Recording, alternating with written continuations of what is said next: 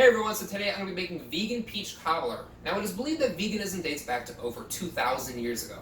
Around 500 BCE, Greek philosopher and mathematician Pythagoras was promoting the benevolence of all species, and followed a diet that was closely related to vegetarianism.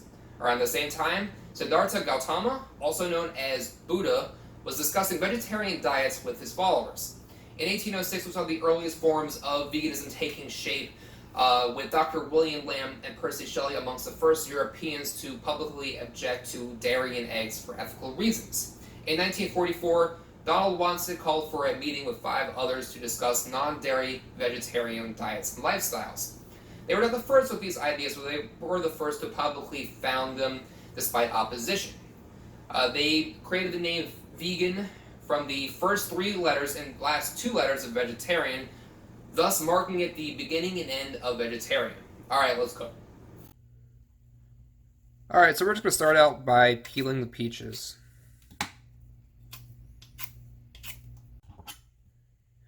And next we're going to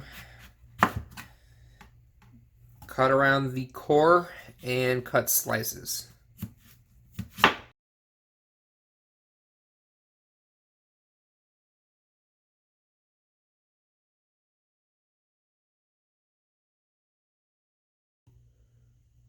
Okay, we're going to add the rest of the ingredients for our filling, starting out with a 1/4 cup of cane sugar, 1½ tablespoons of all-purpose flour, and 1/2 teaspoon of ground cinnamon.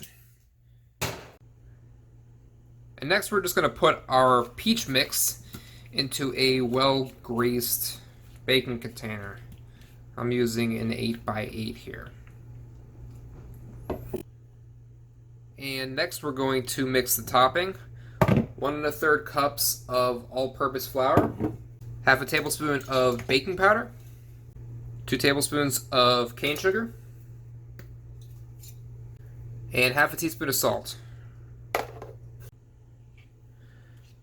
Next I'm going to be shredding up a 1/4 cup of vegan buttery sticks. It's basically like margarine.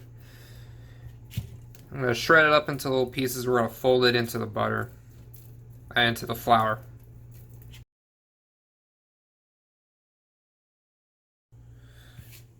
Alright, next we're going to fold this into the butter. I wanted to break up a little bit and start looking kind of like coarse crumbs. And then after that we're going to fold in some almond milk. And next we're going to add a 1/2 cup of almond milk. Now you can use any other kind of non-dairy milk that you like. You can use coconut milk, you can use soy milk. This is just the one that I'm going with. And the last thing we're going to be doing here is putting this topping onto the peaches. I've got my oven preset to 375. And I'm going to be baking this for about ½ an hour to 35 minutes. And after that, we'll take a look at it and see how it looks.